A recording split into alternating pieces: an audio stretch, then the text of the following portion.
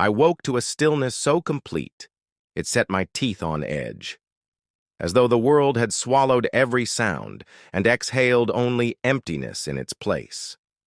For a moment I lay there, chest rising and falling against crisp sheets that smelled faintly, of cedar and peppermint, reminders of the holiday I was supposed to share with her family. But the bed beside me was cold, my side untouched, devoid of the familiar weight I'd come to take for granted. No soft rustle of blankets, no gentle murmur of breath, just the hollow echo of memory in a room that felt suddenly too large. I sat up, the quilt slipping off my knees, and listened. The only response was silence, pregnant and unyielding. My feet found slippers on the floor, and I padded quietly to the bedroom door. It was ajar, as it always was, when Adriana and I got ready for the morning rush. Until this morning, when it stood unmoved, offering me a glimpse of the empty hallway beyond. The walls, decked in garlands and twinkling strands of lights, seemed to mock me.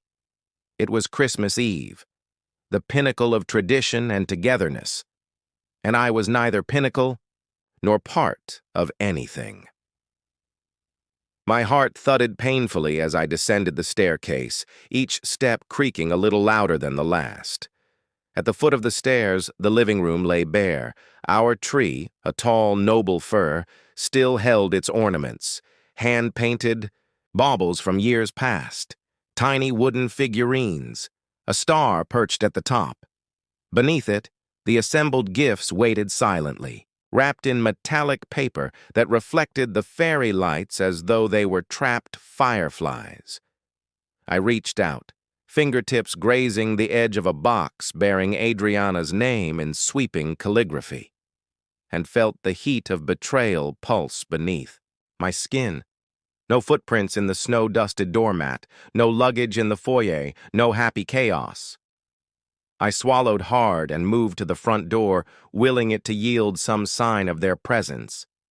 Instead, pine needles littered the threshold, brittle and brown, scattered like the remnants of a celebration that had already taken flight, without me. I stepped outside, the cold air biting at my cheeks, and surveyed the driveway. 4 vans in total, 2 matching white SUVs, a deep green minivan, and the rental across the street. I told myself I wouldn't notice. They were lined up, like sentinels. Engines off, doors shut, windows fogged with breath. Gone. My suitcase sat propped against the garage door, the small brass lock glinting dully beneath the porch light. I had packed only last night, squeezing into every zipper pocket the clothes I wanted to wear, the sweater I knew she loved on me, the little gifts I'd been too busy to wrap. Now they waited for me, alongside me, even as I no longer belonged to that caravan. But I did not. When I called her, my throat tightened so suddenly I could hardly speak. The phone ring felt too loud in the emptiness, so I held it to my chest, needing its warmth to remind me that life still pulsed beneath my skin. She answered on the second ring. Voice high and bright, as though she'd been talking only moments before. "We thought you were in the van with your cousins," she said, words slipping out too quickly, too rehearsed. "Your cousins?" I heard laughter in her tone, or at least the absence of distress. "My cousins? Her cousins? Their people?" My pulse hammered against my ribs, but I said nothing. I let silence pour between us, unbroken, until she cleared her throat and repeated the excuse. I hung up without a word. The click of the line ending sounded in my mind for longer than the call had lasted. Inside, I traced the thin line of frost forming on the doormat, pressing down where the needles had drifted. I wanted to shout, to slam every door in the house until the windows rattled, until my voice cracked the fairy tale ornaments into shards. But the air felt as though it would shatter if I did. Instead, I returned to the living room, lit only by the soft glow of the tree, and sank onto the couch. The cushions creaked beneath me, yielding to the weight of my despair. I stared out the window at the silent street, damp footprints mere suggestions rather than evidence of my presence.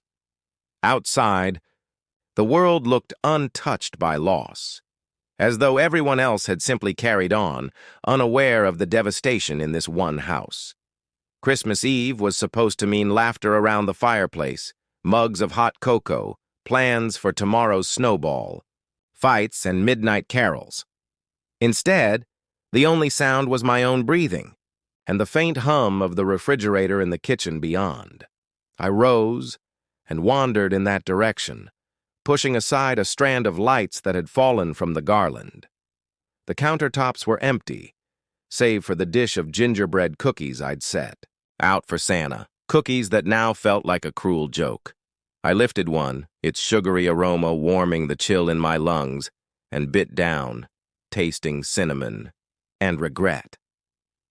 The sweetness clashed with the bitterness of knowing that every cookie, every decoration, every cherished tradition was a reminder of what they had taken. Inclusion. My phone buzzed again. Another call, another missed opportunity to explain. I silenced it, pressed it face down on the countertop, and let my fingers curl around a stray pine needle until it snapped. I slid a hand through my hair and closed my eyes, trying to slow the whirlwind of thoughts spinning inside my skull. They thought I wouldn't notice. They thought I would accept the silence. But this vacancy, this hollow, resonating space, was louder than any carol. It was the anthem of a razor, a song I would never learn to love. I crossed to the bay window and placed my hands on the cold glass. The reflection that met me was hollow-eyed, but resolute. I traced the outline of my face in the frost, breathing warm air onto the pane to blur the edges. If they believed I would slip quietly into the background again, they were wrong.